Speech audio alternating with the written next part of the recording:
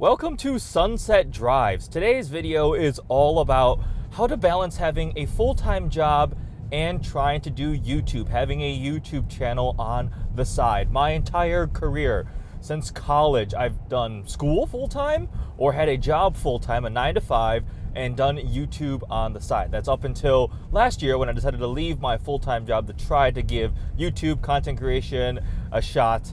But prior to that, I have a lot of experience, how to balance that, how to juggle that, the pros and cons, some of the techniques I discovered, some of the sacrifices, and what goes into it. So I think this will be a really cool topic to discuss because a lot of people may want to try YouTube, but they can't leave their full-time job because you need that security and that guaranteed income and so forth, right? It is a big risk and it is an uncertain thing to try. So how is it possible to do both of them? What is it like?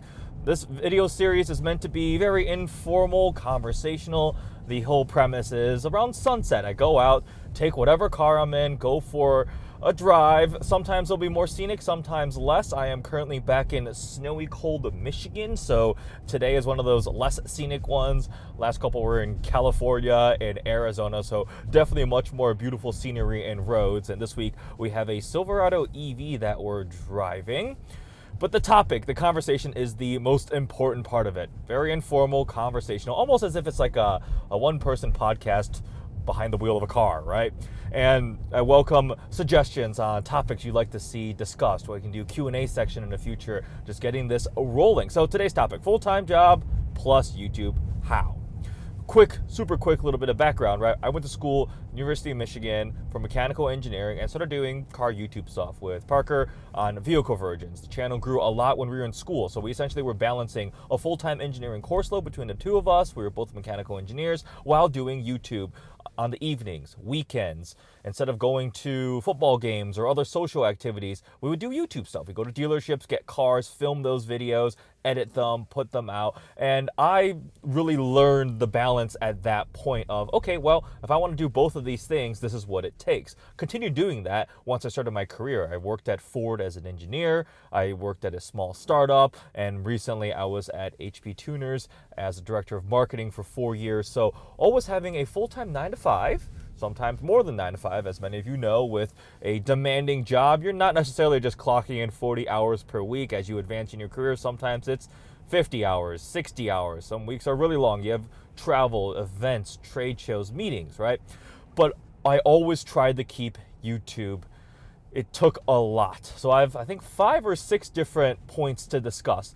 The first one is something I call work balance. And I know that probably raises some red flags. There's a lot of talk about work-life balance. It's really important to a lot of people.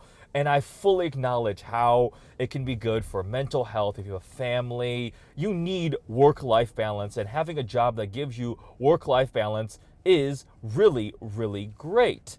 But if you want to do something like doing YouTube on top of a full-time job, you have to be willing to essentially keep doing work. Work never stops when you have YouTube. There's always more things to do. There's always more videos to film. There's editing. There's thumbnails to work on. There's social media. There's maybe working with sponsors. There's brainstorming, researching, coordinating, planning, looking up equipment, learning new skills to edit, refining things. So there's never a shortage of work when you want to do YouTube in addition to your full-time job. So I call it work balance because essentially you have to find a way to structure your day, your calendar, your schedule in a way that allows you to effectively work 2 jobs. This is how I did it. It doesn't work for everybody.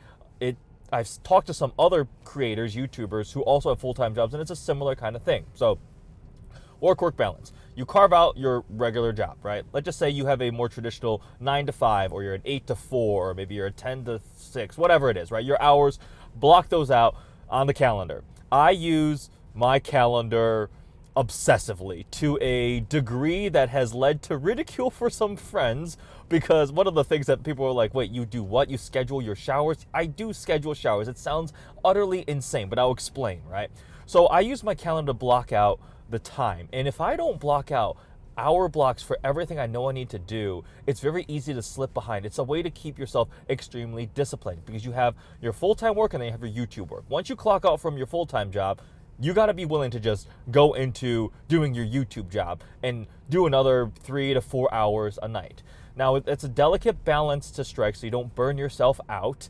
So let's still call it a work-work balance. But the end reality of it is you may have a 40-ish plus hour full-time job that you work. Maybe you work more hours, maybe you work less. Maybe you're a part-time employee at a job. But regardless, you have your main job work hours, and now you have to figure out how much time you want to allocate on your YouTube stuff. So I essentially use my Google Calendar as a to-do list. I finished my full-time job, I may have a dinner, right? So I'll block out a certain amount of time for that, and maybe I want to hit the gym. Maybe there's no business dinner that night, so I'll allocate an hour and a half to go to the gym, and then I'll allocate half an hour to drive home and shower. That's where the scheduling showers comes in. And then it's, all right, I'm going to spend 2 hours editing, 1 hour answering emails, and then done. Go to sleep. That's my work balance for the day. Same thing with weekends. It requires also planning out my weekends, right? I don't necessarily always get to sleep in on the weekend because I can't go to brunch. I've got to go film because those are the days that maybe my friends are available with the cars because they normally have jobs during the workday too. And I have my full-time job. So weekends become an added workday. I ended up becoming having this mindset where the day of the week really was irrelevant because why does it matter, right? Any day is a day to work. Whether it's working on your full-time job or working on your YouTube stuff, it's just hours in a day. Everybody has the same number of hours in a day. It's how you choose to use those. So the work-work balance thing, it requires a little bit of obsessiveness. It definitely requires the ability to love what you're doing. That is a privilege, to love your full-time job and also to love YouTube. If you're trying to do YouTube, I would hazard a guess that you're passionate, you're excited, you really want to do this thing. If you're just trying to do it to make money, I would recommend not doing that. I have always avoided trying to calculate my direct ROI, my hourly rate for many YouTube related projects because I probably could make more working minimum wage somewhere else, right? Sometimes it just doesn't do the same thing. Obviously, you have the potential where you can make a ton off YouTube, but don't go into it just for the sake of trying to make money. So that's essentially what I mean by work-work balance, having a very, very strict to-do list and having a calendar that you can try to stick yourself to and hold yourself accountable and block out the time. And once you get the hang of it, I'm pretty good at estimating how long a certain task or project will take, and I can go to my calendar and just block it out for the day, right? I do the same thing when I have to travel. It reduces the stress. I go, okay, the flight's at 9 o'clock, boarding is going to be at 9:30, which means I should probably get to the airport to clear TSA by 8:30, which means I need to leave home at this time to park and do that. And you just block out the time in the calendar and go, okay, cool. It's like a to-do list, right? It's this time, it's time to go. It's this time to go get to TSA. It's this time, go to the boarding gate. And it's just, you get into that rhythm, and that's what I found worked for me. So work balance.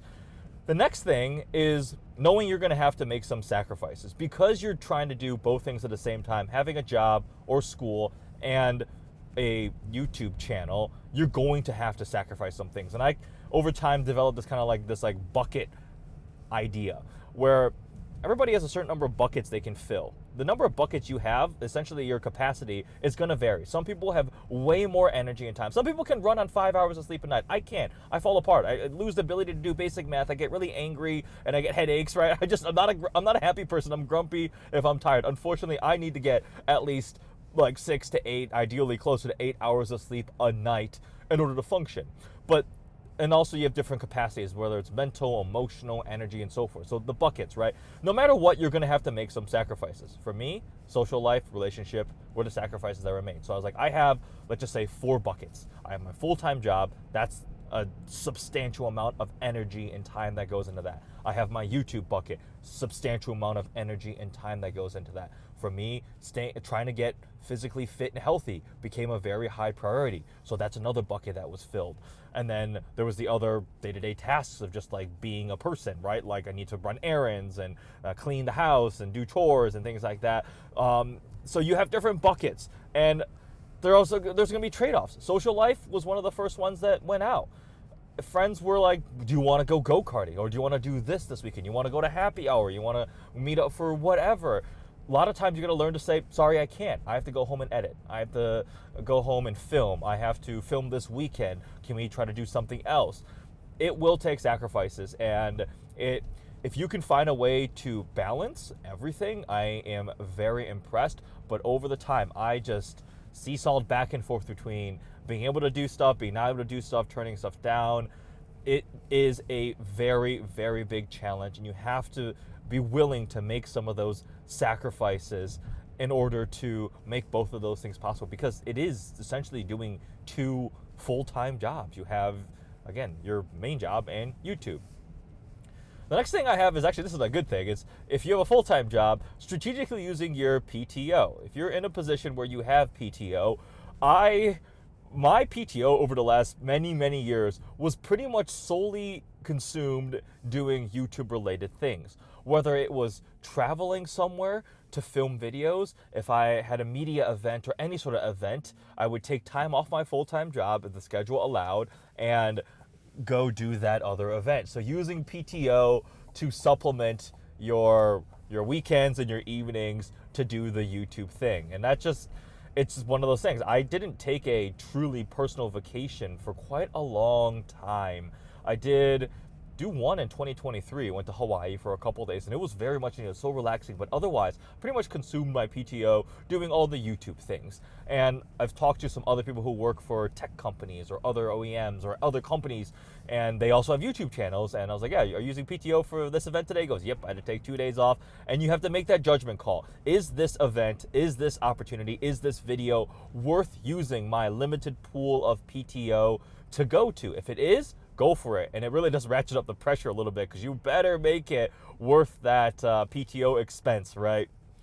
The next thing I have is, with your employer, when you have a full-time job and you're doing YouTube, being very cognizant of optics, disclosures, conflicts. This is what I mean by that. When I worked at Ford, they knew I had a YouTube channel. I did YouTube stuff. It was Vehicle Convergence, my own channel. They knew that I drove different cars, worked with different manufacturers getting press cars, and I was working on vehicle projects at Ford that were sensitive. And I was sat down and spoken to. I was like, listen, we know you do this thing. You're allowed to do this thing. I told them I have this channel. I'm not hiding it, right? It's literally on the internet. You can't really hide that. It wasn't anonymous in any way. But they were like, we're watching.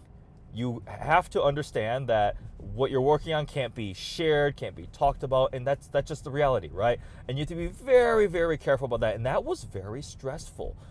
I couldn't, obviously, like any work vehicle, I couldn't do anything video-wise on. I had to be very careful I didn't slip up and say something that I wasn't supposed to. Now, that was for me doing car videos and being in the car space, right? But imagine an analogy, you work at Apple and you are a tech reviewer, or you work at, I don't know, a hotel and you are doing travel vlogs, that type of stuff, right? You have to be very cognizant of that. And I think transparency and disclosure up front is the best way to do it. You also want to make sure you have very clear separation between if you are working or doing your YouTube stuff. Never mingle the two. Never. Like, you have to be very, very careful with that. So I was always very disciplined in terms of, like, right now I am doing this for work, and then it's after work, evenings, late nights, and so forth. That can definitely make your life a bit easier so you don't get in trouble. And sometimes you might be lucky. You might have an employer that's very understanding, flexible, supportive of the hobbies, the side things that you have going on. For me, I was lucky I had some opportunities where it actually was able to create this like synergy that worked really well between my full-time job and YouTube, and they played off each other because the experience I was gaining and doing YouTube stuff was applicable to my full-time job. It kept me up to date on social media trends and all these different things.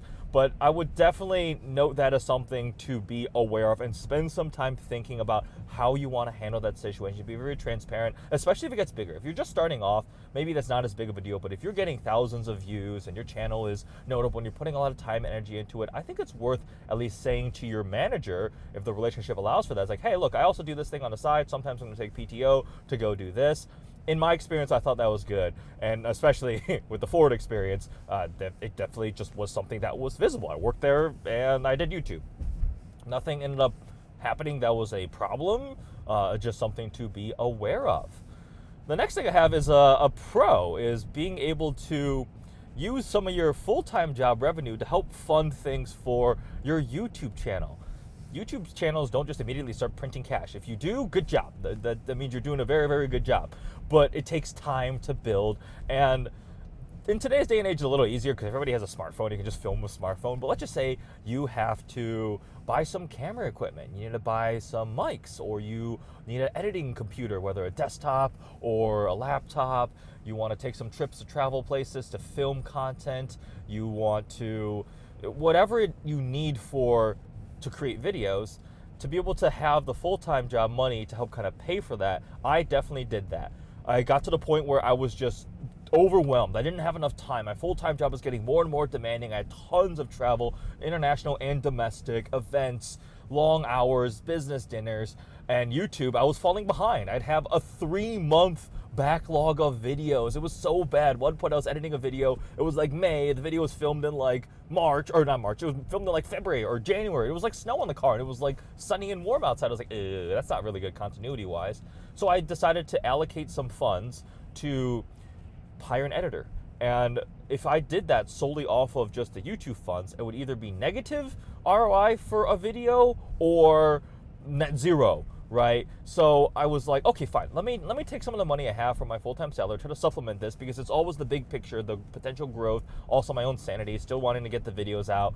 So you can make some of those investments that if you just decided to jump full into YouTube, you don't have that cushion anymore, right? And speaking of cushions, having a full-time job also means you're not completely beholden upon YouTube as your sole source of income. I was able to live off of a full-time job, W-2. I had benefits, health insurance, dental, vision, 401k, matching, all of those things that you don't get when you're just doing YouTube full-time on your own. So that's also another point that can be very, very helpful.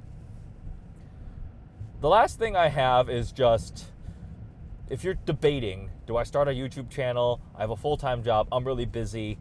If you really want to, and you have the itch, and you think you can do something interesting, creative, you want to give it a shot, have fun with it. It could be YouTube, it could be TikTok, it could be Facebook, it could be a blog, it could be whatever. Just do it. There is no perfect time to try to do it. There's no, well, let me wait till after these projects are done, or after this thing happens in my life, or after X, Y, and Z. There will never be a perfect time to try. The best time is just now. It's not going to be perfect the first video you make. It's not going to be an enormous viral success, right? It's not guaranteed, but you have to just go for it. And the beauty of today is there's so many resources out there to learn how to film, edit, different types of equipment. Like I mentioned, like everybody's smartphone now, like a brand new iPhone, oh my gosh, is the video good, right? The quality, even the audio is really good.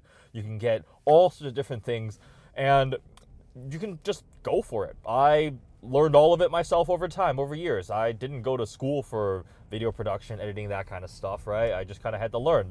A funny story I like to tell is, because I wasn't really like properly trained in how to edit videos and make them, I had some inefficiencies.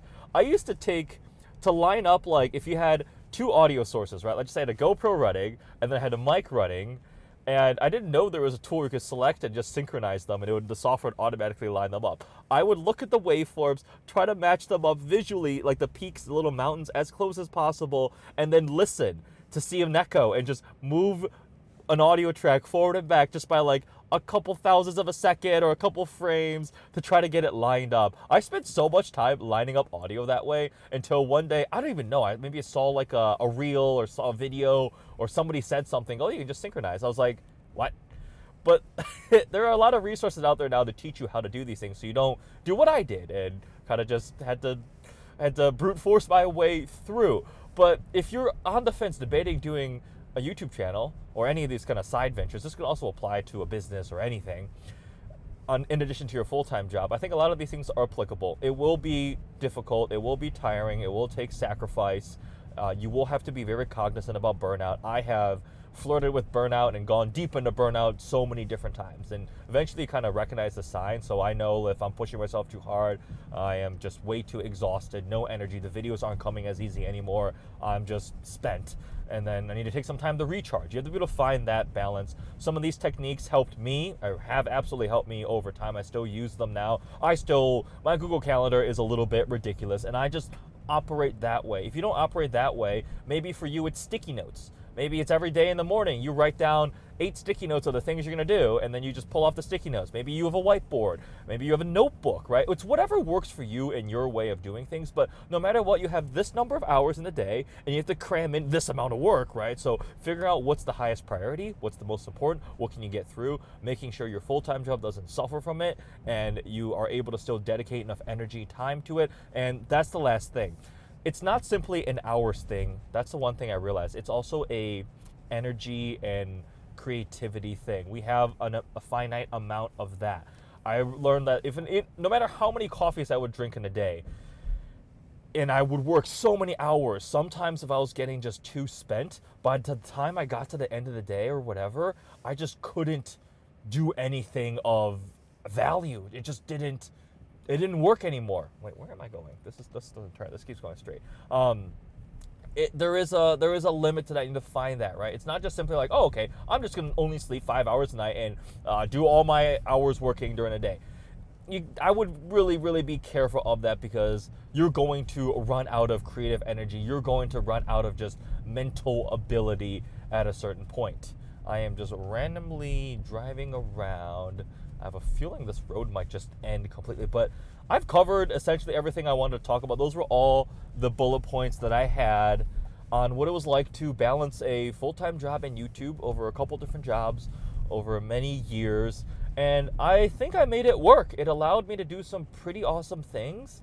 The amazing thing was I had lived off a full-time salary and had my YouTube channel essentially paying for the toys, all the fun things.